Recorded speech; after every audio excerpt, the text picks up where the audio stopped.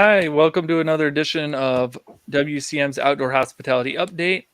And I'm Ben Quiggle, editor of Woodall's Campground magazine. And of course, my esteemed colleague, Mike Gast, former vice president of communications at Kampgrounds of America. And he still resides in Hawaii for the time being. For a while yet. And our guest today is Christine Taylor, who is really well known. I mean, Christine, you've been going around to all these different conferences. Everybody's got to know your name now, pretty much. Well, we can help. Positively, I hope. And then your title keeps changing too. So you're principal partner of the Towne Law Firm in Albany, New York office, correct? Did I get that right? Yes, I can tell you're not from the New York region, though, because Northeasterners say Albany, because Albany is Georgia. Albany is New York. So. Oh, okay. All right. Well, I'm in Michigan. I wish sometimes I was in Georgia during the winter, but Christine's the only lawyer I ever like to see, so I'll take that. That's a high compliment, I think, especially from you. So Albany, it's supposed to be Albany. Yeah, I'll try to remember that for next time. You'll never. It's fun though. And how long have you worked for that law firm? I have worked my way up through it. I've been here a little bit over 4 years now. So. Wow. Okay. Yeah. Give him your campground credentials, Christine. Oh, okay. Yeah. So I'm not just an attorney. Before I did all of this fun stuff, I grew up in the industry. So my parents bought their first campground when I was 9 years old. That was the other franchise, the one Mike's wasn't a part of. And then they bought their next campground when I was about, I want to say, 19, I think. And then that one was part of KOA. And then they had one more that was part of KOA before they retired. So in addition to being an attorney, I got to kind of live it and be it, and know that even though I make requests about what people should do legally, that doesn't always line up with what might be, in the budget or feasible for a campground. So you've done your time behind the front desk then. I did. I mean, I've been I worked in the general store. I sold ice cream. I put our rec things together. I've cleaned the toilets. I've put on that backpack blower and moved those leaves around. If it's a family business, you got to do all of those pieces. Well, so you are highly qualified for our topic today because you know of what you speak. You've dealt one-on-one with campers, and I'm sure on all of those campgrounds over all those years, there were a few problems you had to deal with. Yeah, I mean, here's the thing, right? Running a campground's a bit like running a small town. So, it's the good, the bad, and the ugly. The great is that you get to be outside, you get to make a campground what you want it to be. But the bad is that sometimes there are things that happen that are negative that you're going to have to address, kind of whether you want to or not. Because from my perspective now as an attorney, there is a legal obligation and there's liability that hangs out there for things that means that whether we want to or not, we're going to have to address them. We can't just ostrich. Yeah. Yeah, definitely. I guess why did you decide not to own a park? Why did you decide to become a lawyer and not, maybe you can own a park down the road and be a lawyer? I mean, maybe. I mean, to be perfectly honest, originally I was that obstinate child, right? And it was, I had to grow up doing this. I hate it. There's no way I would ever want to own my own business. It was way too stressful because if that toilet backs up, it's your problem, all of those added things. And to be perfectly honest, after living and doing it for so long, I felt a little jaded. But I think I've said to you, Ben, even last fall, that there's something about being at those conventions that like gets you that bug again, where you're like, man, I really kind of miss that this was my summer. And it's been so many years where the summer was busier than the winter that it's weird now to be like, I can do other things in the summer that aren't, taking care of our guests. I'm completely blanking on your mom's name, but she's heavily involved in real estate and she works for KOA now, right? Right. Well, my mother, Kathy Renard, works for KOA's buy, own, sell a KOA program. They put that sucker back up. So she works in conjunction with them.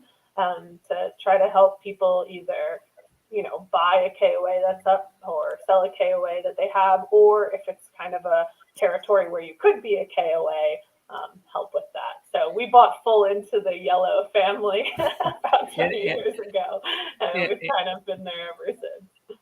And Kathy, I'm still involved with the KOA directory, so I can tell you that she's got to be a busy lady. There's a lot of things going on in the campground business. That's good. Kathy will probably watch this and be like, "I can't believe you forgot my name." It happens. I'll get a call later about it, I'm sure. I have to write my own name on my arm sometimes just to remember it. So I'm horrible with names. But I guess we wanted to bring you on a little bit just to talk about, some trends that maybe you're hearing from park owners. I imagine you take quite a few calls from park owners. I know with your work through the law firm, I believe you guys have partnered with quite a few state associations, right? Or at least county. Yep, we have actually done quite a few at this point. We've got a big, strong presence in the Northeast, very obviously, since I'm in New York itself. But we even try to do things for both national organizations and KOA. So we have some interesting stuff this fall for KOA. Actually, we're doing a whole mock trial at the KOA convention this year. So that should be entertaining and different. So I'd like to vote on who you throw in jail. Not a criminal trial. No, that's not going to be exciting. Well, if you come up with something, I'll see if we can figure it out. Okay, all right. But I guess to loop back to your other question, trends this summer. I guess we are firmly in August now, so we're a little more than halfway through the summer camping season. We've seen a lot of guest removal and a lot of abandoned property issues, and they've always kind of been there, but they've kind of flared up again this summer. And I think partly that might have to do with the economic kind of environment right now, that people are kind of abandoning their property on campgrounds. I always say that the hardest part for me as an attorney who was once part of a family who owned a campground is that I can only advise you on the legal way to do things. So there are other things where I'd be like, I know other campground owners have handled this, but I can't tell you any of those things because I can only tell you the way, that would be, this is the legal way to do it, or you're not going to get in any trouble. So Christine, you're not talking about somebody leaving a bike behind. You're talking about them walking away from their RV. Yeah, walking completely away from their RV. And it's been really interesting. And as we find a lot in the law, that even though there's a very clear law and there's a very clear statute, that often people do this. So it's like, hey, it's not my problem, it's their problem. It becomes this kind of cyclical thing where nobody wants to take responsibility for it. Because frankly, nobody wants to take liability for whatever it is. They don't want to be the one that if the owner resurfaces and says you damaged it or whatever, the one who could get in trouble for that. Or they don't want to be kind of the person who has to take that cost, because there is a cost to towing and all of that. So the combination of the two means that we've had police departments refuse, we've had municipalities refuse, even when there are statutes, specifically in New York and Pennsylvania are the ones I've done most recently, that say that it should be relatively easy and formulaic. But sometimes we run into some walls there. So I'd say that one is more prolific than I've ever seen. And the other one is, I guess, campers not following the rules and creating unsafe environments for other guests. And us having to help assist campgrounds in removing those people for those rule violations have kind of been steadily climbing since I'd say even the end of 2020. So that's not going away.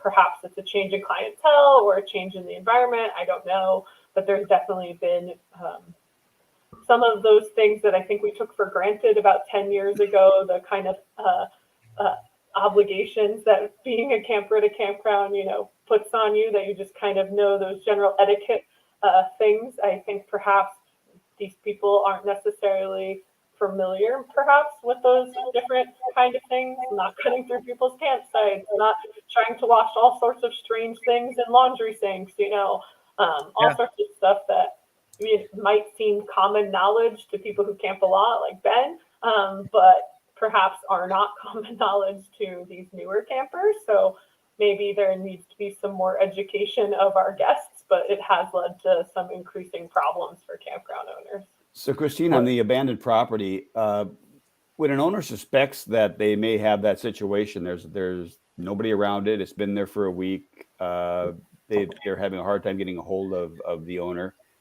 What's the first step? Well, how does the campground owner start dealing with this, and how does it all turn out? How long does it take? Oh, it could take forever. We've been working on one for months, unfortunately. But the step one would be kind of building your document record. So if they were a long-term guest or even a short-term guest, the last known address you have for them, you're going to want to send them a certified letter saying that they have to come get it, or it's going to be deemed abandoned, etc. That way you have a record that you did your darndest to try to, notify them that they have property on your property and that they need to come get it. That would be step one, because almost all of these statutes require a notice of some sort. So the number one thing to do is to try to notify them. And you might not be able to. Like, I've had the letters bounce back, but that's the address they gave. So I'm okay on that one because that's the address they gave me. If they didn't give me another address, that's not my fault. Yeah. But you have to at least show that you did your due diligence to notify that person that, hey, you might have forgotten something here. So is the owner within his rights to tow the vehicle off the site? Because it's a campsite.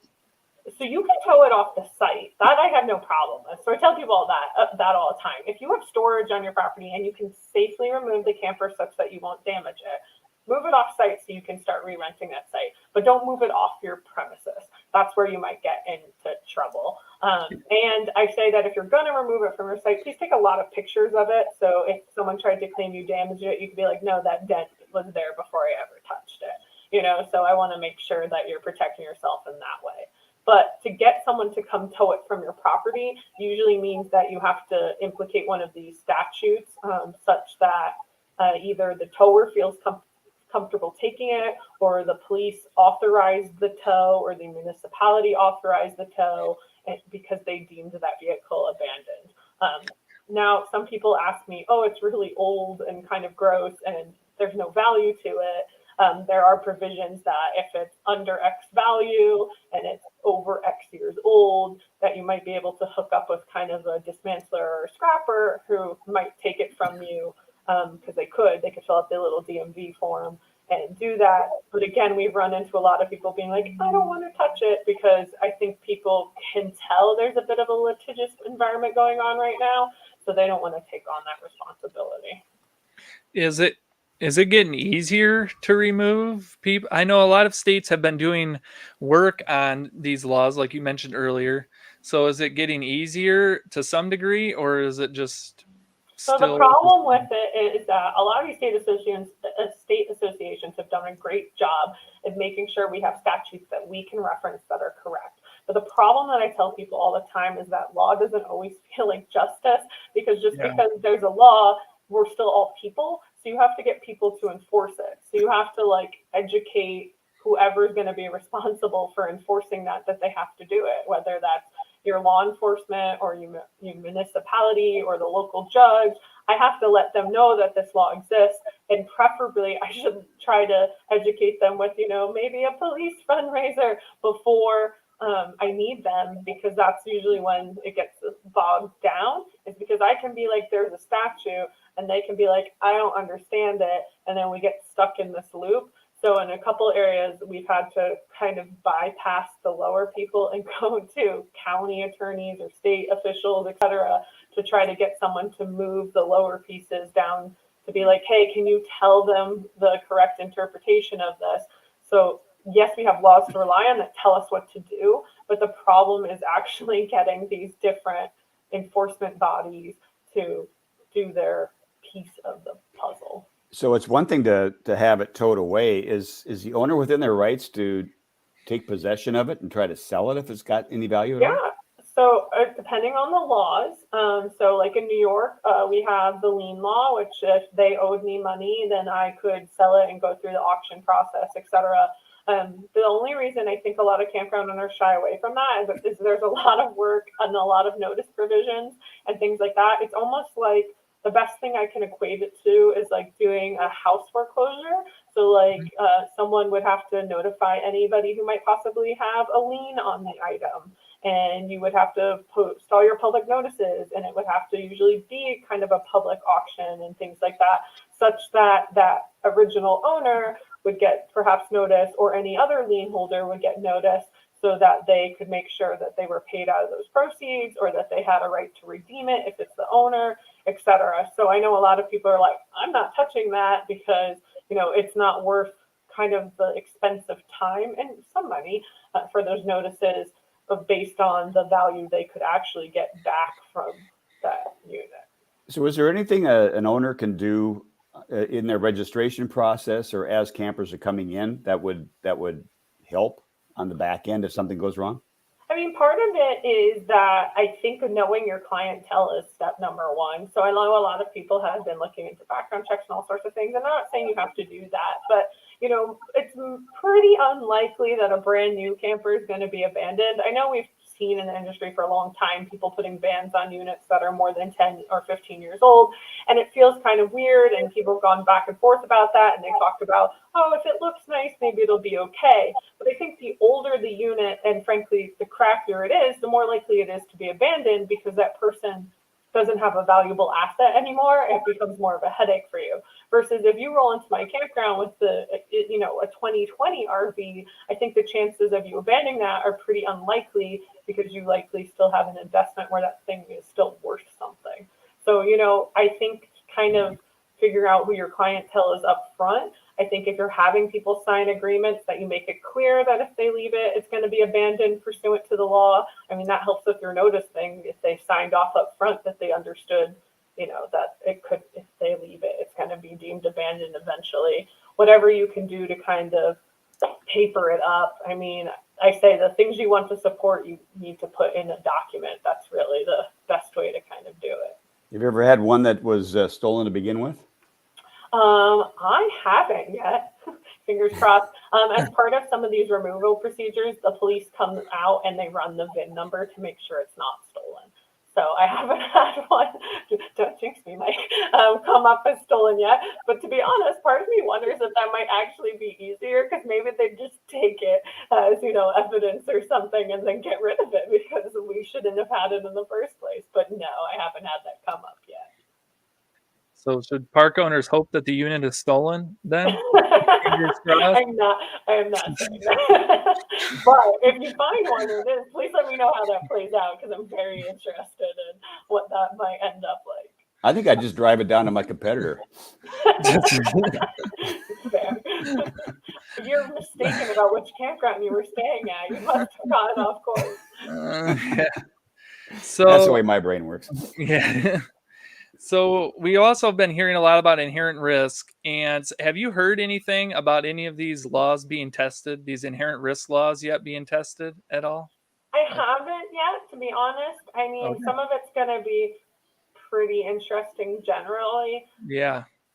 I mean, I assume that it's going to be construed pretty narrowly. So it's probably, my guess, hypothesizing, is that it would probably protect you against things like people tripping over those tree roots and that kind of stuff.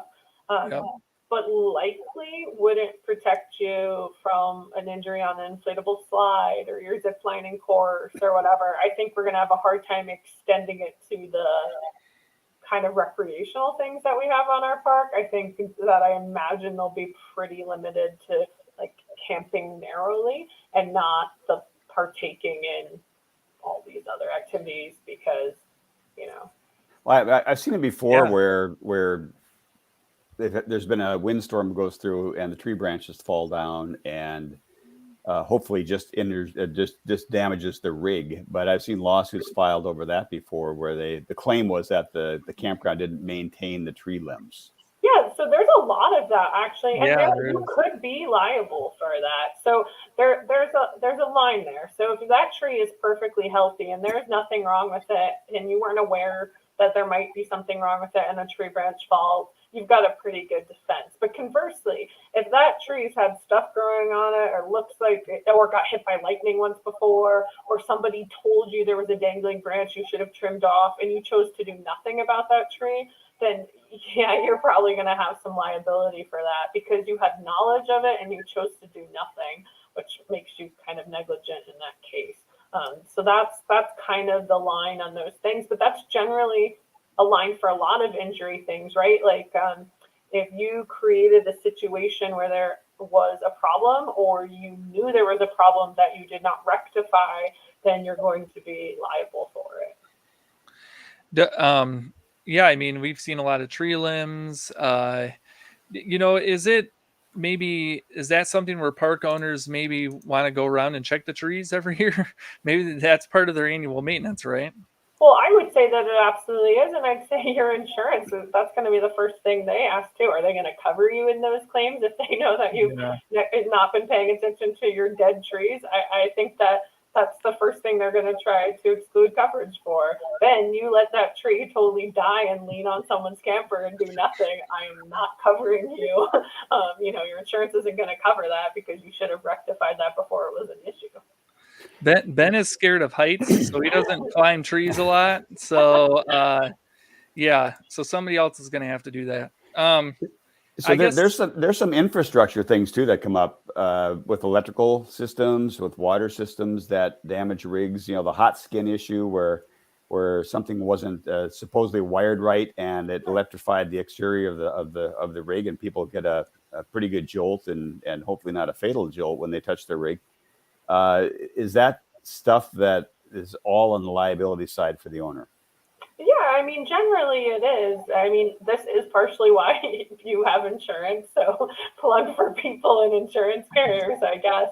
But, there's a lot of things that can go wrong, again, because we are running these tiny little cities. So, it is your infrastructure. And, I say this like, I use, I guess, like the playground as an example, right? So I talk in some of my talks about how, if you showed that you check it every year, and you repaint it every year, or whatever you do, and then about once a month or every Friday or whatever it is, whatever you can realistically do, you keep a record and you say there's nothing wrong with it, we checked it, it's all great. It would be a lot harder for that person to prove that they got hurt on that thing because you have all these maintenance records. So you showed that you did what you were supposed to do, that you've been doing maintenance, you have a procedure for all that, you have all this evidence that it's very unlikely that happened. And that kind of helps you with anything. So it might be beneficial to campground owners, especially those that close and reopen every year,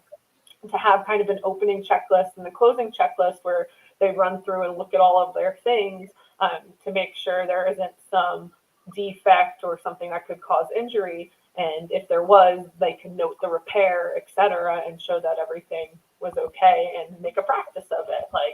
The less, we don't get to plead willful ignorance as people who invite other people onto our property. So I can't be like, oh, I just don't go around my campground. So I had no idea that picnic table had completely split in the middle.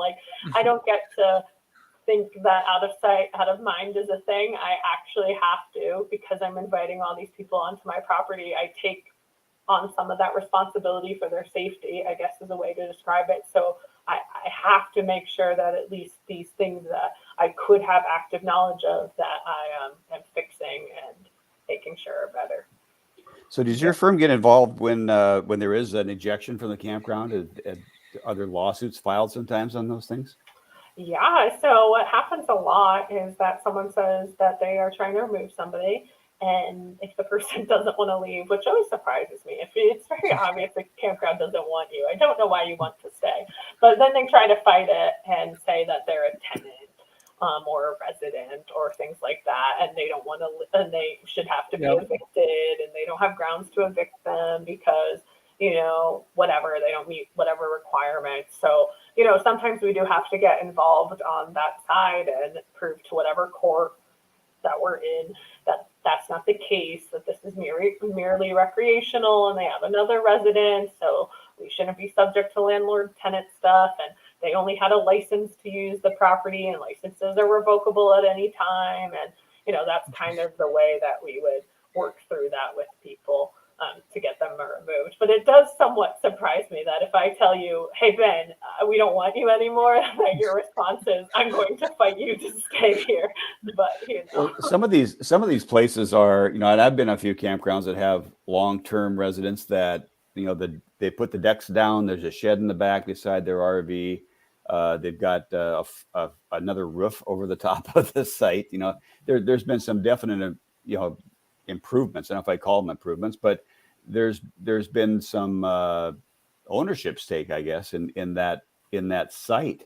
And that trailer might have been there for, 20, 25, 30 years and multi-generational even. And so that's where people really fall into that, this is mine, or I belong here, or I'm a resident. Yeah, I mean, part of that has to do with making your rules better up front, right? Like, I tell people I don't want you to accept mail for people. Anything that makes you more like an apartment, stay away from if you can. So, I get a lot of pushback on the mail one. It would be more surprising. I say I make a rule no mail. If you have to make exceptions, like someone needs to send their medicine. But I describe it as the hotel policy. I know we always try to differentiate ourselves from hotels, but a hotel is not going to let me start sending all of my bills to the front desk just because I'm there for a couple weeks. If I'm like, hey, there's this package I'm really expecting and I need, and I'm on the road, can I send it ahead? They're going to be like, yes, absolutely. But if I'm like, I need a place to send my Verizon bill for the next, whatever, they're going to be like, no way. Like, it's not going to happen. Because people, once you get an address and once you start getting bills at an address, in a lot of places that one bill is one of the things you could bring to determine residency. Like, school districts, some of them only ask for a bill with an address on it to prove residency in that area to register your kid in school. So, like, you need to be very careful about what you're giving people such that they could claim that you were more like a mobile home park and that you're their resident. And you talking about these structures, the other thing that brings up is that it can cause tax implications for the campground owner, that if they've somewhat put in some of these permanent structures, it can cause the campground owner to have to pay more property taxes. So, be very careful with your rules and what you allow your long-term guests to do, because it could implicate all sorts of different parts of the law that you might not have been thinking about when you allowed them to do it. Yeah, definitely. One of the other topics we wanted to talk about was the active shooter stuff. Obviously, we posted a story to some forums and people had different takes on it. I guess you had, as with your work with the Campground Owners of New York, you had advised some of the park owners that, it's important for them to have like policies in place should there be like an active shooter or other violent event. We've seen quite a few this year in the news headlines. I guess, what should park owners do on that front? What's the least they should be doing, I guess, to make sure that they're prepared, I guess. The thing no one wants to hear about is that it is something we actually have to think about. So you really should be thinking about what your policies and procedures are.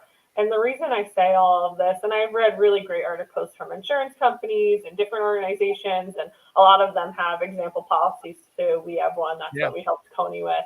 And you can get insurance for all of this. And a lot of people say, why? That sounds stupid. We have the Second Amendment, we have all of this. But what you really need to know is that liability is shifting. So their case law is now shifting the liability onto business owners. So way back, let me check my note because I put the dates here so I didn't forget them. New mom syndrome over here. Okay, so back in 1984, they dismissed a lot of cases against businesses when shootings were happening, and there was a specific case, but I'm not going to bore everyone with that, because they said that it wasn't foreseeable that there would be some kind of violent event or an active shooter on the property. So they're like, there's no liability for the business because this is way too unforeseeable and we can't say it's a problem. The unfortunate part is that starting in 2012, things have shifted, and we have had so many shootings and violent events happen that courts have changed their tune, and they have now decided that it is not so unlikely by 2012 that there wouldn't be liability to the business. So So that was 2012, but they already started shifting and saying that you probably should have done something because now it's more likely. And that continued again in 2015. They said the same thing. And the biggest one that I can point people to is the unfortunate Las Vegas music festival shootings.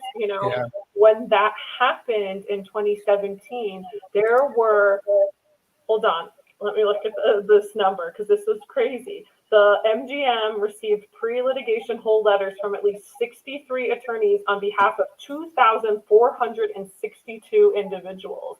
And their insurance company ended up having to help pay out on those claims.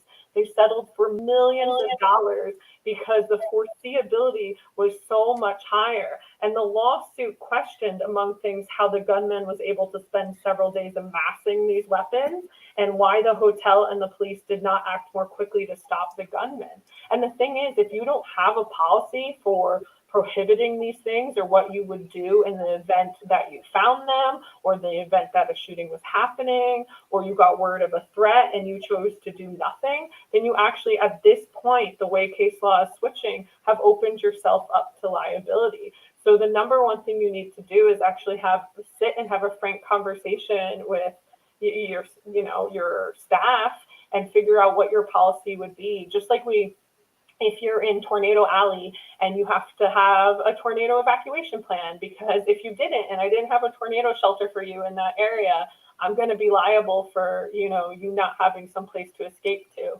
This really isn't that different. It's just that guns in general are a hotly contested issue in our country. So people are taking offense to this, and it's not supposed to be that way. It's talking about the general foreseeability and the liability that you would have because of that foreseeability. So this goes back to the beginning of our conversation, right? The tree. If we talked about how you're ignoring a tree and I chose to do nothing and I have no policy for removal of dead trees, it's foreseeable that one of those trees is going to fall down and hurt somebody. And I chose to do nothing and they got hurt.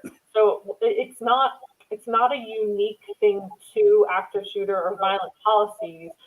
It's the same thing we've been doing all along. It's just in a realm that people aren't used to doing. And the unfortunate thing is, as more events happen, and I've had several campground owners and several associations reach out to me and say that even on their travels, that they've run into knife and shooting events at campgrounds this summer, that it really isn't becoming more foreseeable, such that it is probably something that we need to put a plan together for. Yeah. Does this, I know the article, and I could put the link for the article here. I'll put the link up for people so they can find the article specific one. Talked about active shooter. I guess, when I think active shooter, I think of some of the unfortunate events that happened at some of the schools here recently and some malls and other areas. I guess, there are other incidents where, like, I think we had a killing in a campground.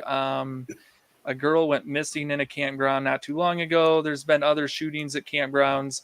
I guess that's kind of in that realm too, I guess, right? Making sure your staff is kind of prepared for even like if it's a domestic violence issue. Absolutely. I mean, it's stuff no one wants to talk about, but it's still there. And the liability is still there. I mean, they wouldn't sell insurance coverage for something that you're not going to get sued for. So, yeah, I mean, those are all things you have to consider. And part of it is the willful ignorance about it, again, will not protect us. We have to actually have something in place to make sure that we have a plan. And here's the thing. I mean, the counter a lot of people say is, we have concealed carry permits where I'm from. I allow people to carry. If I put a rule that bans guns, that doesn't mean they're not going to bring the gun in anyway. Yeah, I get all of that. But the thing is, you had a policy, you had an enforcement, and if they choose to circumvent that, it helps cut off some of your liability in that instance, right? So it's the same thing. Like, I have pool rules that I know not everyone's going to follow, but if they were roughhousing, jumping, slipped, and hurt themselves when I have rules that were being enforced and that were posted, they have some contributory negligence in that issue. They did the thing that was bad, even though they were told not to. So they don't get to recover from that, and I don't get to be the only one liable for that because you didn't do anything. But conversely, if I just let everybody run amok and do whatever they want, then yeah, it's foreseeable someone's going to get hurt. I, didn't enforce any rules and they didn't do anything. And like, I mean, these are the parts that stink about being a business owner, but this is an unfortunate topic that's not unique to camping. It's something that all the industries that we serve, we're now having to have frank discussions about, because as we just talked about, you said campgrounds, but between outside music festivals, movie theaters, schools, malls, like it's not a unique to camping problem. It's just kind of an unfortunate side effect of where things are right now, such that, the tides have changed a little bit. And I think go ahead, Ben. 1 second. And I think one of the key aspects of what you wrote to Coney as well is on the employee side. And I noticed some of the comments in the Facebook forums kind of ignored that to some degree. But you're also talking about like protecting your employees. Like, should there be an event, where there's a domestic violence issue and somebody pulls out a gun or another weapon, or they're just even fighting? I mean, they don't have to have weapons involved. What do your employees do? You don't want your employees to get hurt. And what do you do if your employees get hurt, I guess, too? So yeah, I mean, all that's important. And the other piece that's important is the disgruntled employee piece. If you think they might possibly come back and create an issue too. And it sounds weird, but a couple years ago, well, I guess more at this point, time is flowing quickly, but there have been cases, right, where even colleges have been responsible for an ex-employee coming back and holding hostage, a room full of administrators or professors or whatever, because they were given notice that this was an issue and they didn't do anything to make sure that individual was banned from the property or couldn't access it or whatever. So, there's some liability there because, you were given notice that there was a threat of this sort. I mean, it's why when bomb threats or anything are called in, even if they seem somewhat ridiculous or whatever, they always have to respond to them. Because if you chose to ignore them and somebody got hurt, again, that's you not doing what you should have in that scenario, such that we've extended some of this we've shoved some of this blame off onto you because you didn't try to cut it off at the path. So I'm not sure what the rules are in New York, but with work campers, does that muddy it even more? Because I know a lot of campgrounds will say that well, they're not technically my employees; they're contractors to me. Okay, so does that change the liability? Conversation on its own, Mike. Ben heard me say this is a whole episode right here, Mike. We spend 3 hours talking about work campers and all the things we do incorrectly, but it shouldn't make a difference. That's what I'm telling you, because they should be your employee. So if you're not treating them like your other employees, you have a whole other can of issues. Just as my fun ruin your day damages or anything. Volunteers are federally illegal for for-profit businesses. So none of us are allowed to have volunteers, and yet we do.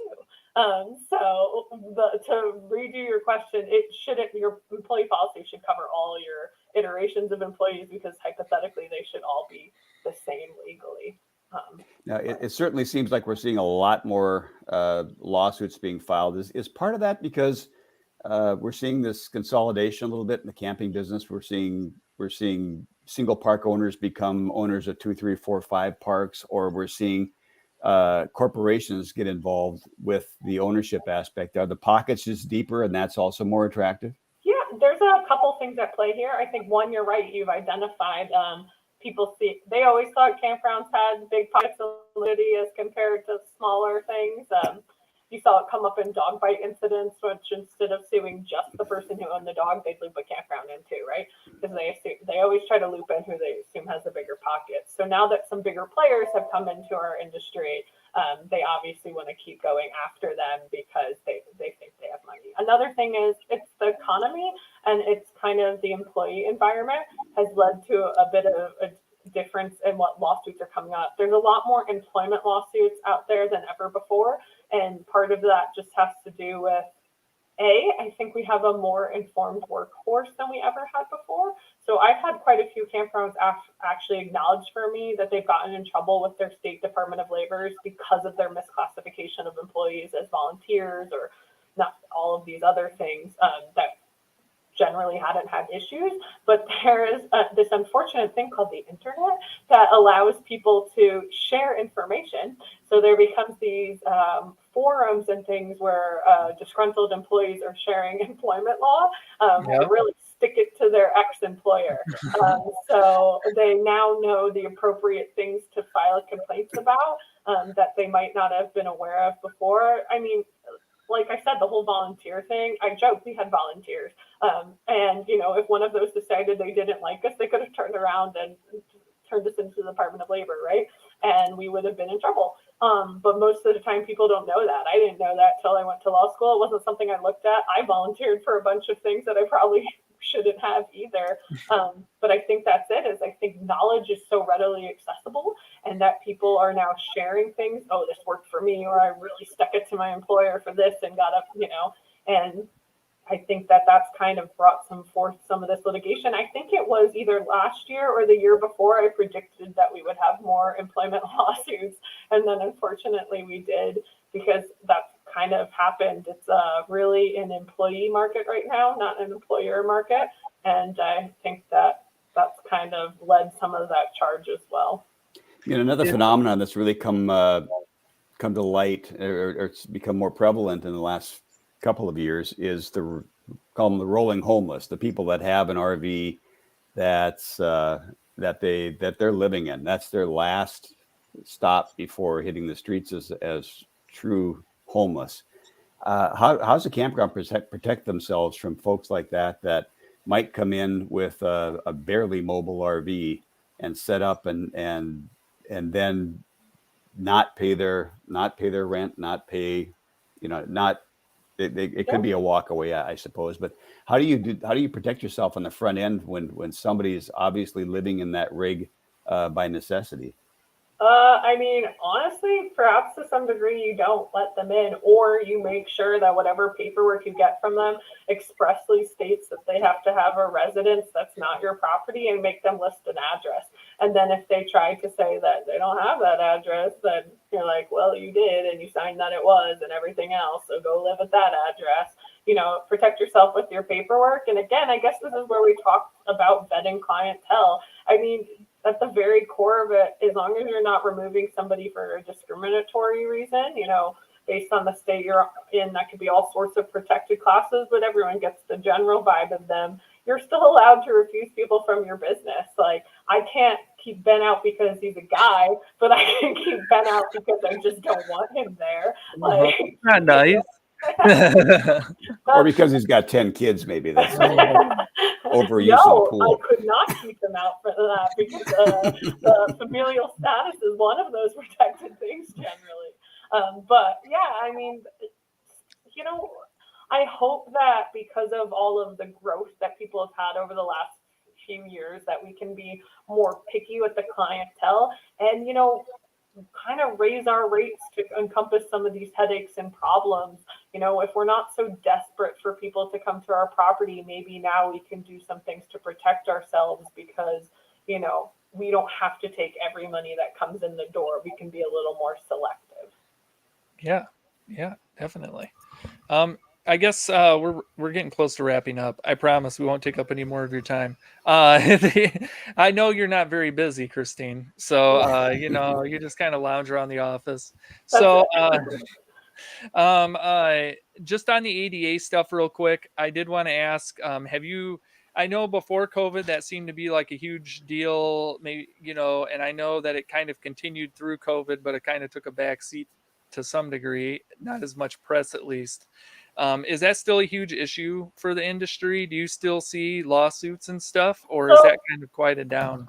Yeah, that's interesting. You said it has not quieted down for us, but not as a lawsuit that's being brought. So I had said at the time the particular plaintiff and law firm that sued a bunch of campgrounds was picking an industry at a time. So they like did optometrists and then museums and whatever, and we just happened to be their thing in the fall of 2019. But some other industries have now gotten hit by another plaintiff or whatever. And so there have been a second wave. So some hotels have been sued twice, and some, you know, grocery stores or whatever have been sued more than once. Knocking again, haven't seen any circle back into our industry yet, but I think it's going to be a persistent problem for as long as there is that hole in the legislation. So until we finally get something federally that defines, hey, this is a cool website and everything is good to go, absolutely, if you meet these standards, you're great. It's still something that I think, can get attacked. Now, I mean, my loop around for this all the time is that generally we would want our website to be accessible to people so that they will come spend money at our properties. And I don't think that any campground owner or anyone is being like, I don't want it to be accessible. I don't think that's where it is. Everyone's just always been looking for guidance. You tell me my website has to be navy blue with yellow text, and even if I think it's a heinous, color combination, I do it because I want to do the thing that the law says that I'm supposed to do.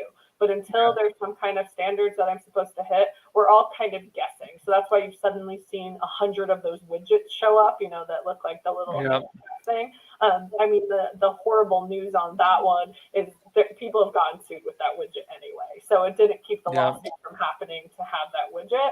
So, I mean, it's a defense that you can bring. Look, I did this thing to make my website more like what I think the standard is. But until we get some federal legislation that confirms it for us, I think they will still be out there. Just, Well, as I learned by talking, since I took this job, I talked to a lot more lawyers and insurance agents, which is always exciting, always positive vibes when I talk to insurance agents and lawyers. But they always tell me now, all this stuff doesn't stop people from suing you. It just hopefully helps with your defense, I guess. So absolutely. Well, hopefully you're taking care of yourself for a better defense. So, but it is a kind of a litigious society. So I guess is where we're at, right, Christine? People do a little bit more than they used to. Yeah, I mean, I think it ebbs and flows, right? I think it's never that we have suddenly a lot more litigation than we did 10 years ago. I just think they're in different areas, right?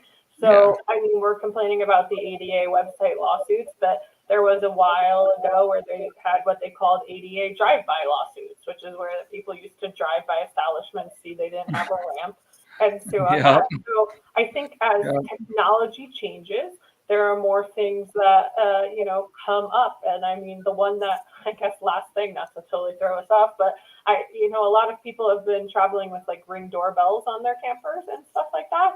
And it's opened up this whole new thing about right to privacy and where cameras should be, because we know what our obligation is as the campground installing cameras, but what's my obligation to my individual campers when other campers have cameras? So, that's a whole thing too. There's lots out there. And I think as law and camping changes, it's not what it was when I was 9 years old, when there were more pop-ups than there were, fifth wheels. And now we have 3 AC units and 17 fridges in a camper. Things have changed. So lawsuits change and concerns change. And we just kind of have to keep abreast of what's going on and try to stay ahead of it. Yeah. Well, thank you so much for taking the time to come on, Christine.